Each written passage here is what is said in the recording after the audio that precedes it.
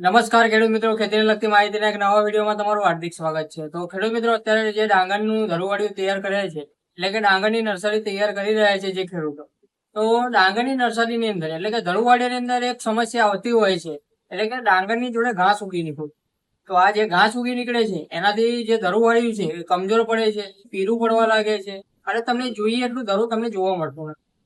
તો ખેડૂત મિત્રો, આ જે પ્રોબ્લેમ આવે છે ઘાસનો, તો એને એડવાન્સમાં એટલે કે શરૂઆતથી જે ના ઉગે તો એના માટે તમારે શું કરવું જોઈએ? તો એના માટે તમારે જ્યારે પણ ધરું તમે વાવતા હોય અથવા તો નાખતા હોય તો એ ટાઈમે નર્સરી સ્ટેજની અંદર જ્યારે ધરું નાખી લો એ પછી આપણે એક પ્રોડક્ટ આવે છે, જે હર્બિસાઇડ આવે છે, એ છે પેન્ડિમિથાલિન 30% EC। તો તમે જોઈ શકો છો।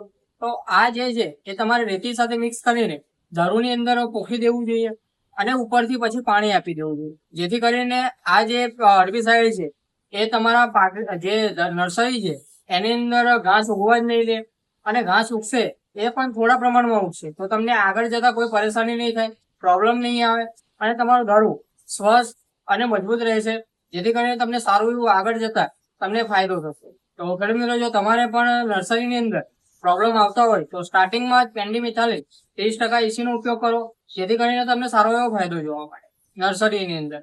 તો ખેડૂત મિત્રો, જો ચેનલ પર નવા હોય તો ચેનલને સબસ્ક્રાઇબ કરવાનું ભૂલતા નહીં, જેથી કરીને આવાના વિડીયો તમને મળતા રહે। અને જો વિડીયો માહિતીપૂર્ણ લાગ્યો હોય તો વિડીયોને લાઇક કરી દેજો અને તમારા મિત્રોને શેર કરવાનું પણ ભૂલતા નહીં, જેથી કરીને આ ફાયદો તમારા મિત્રોને પણ મળે અને એમને પણ માહિતી મળે। ધન્યવાદ।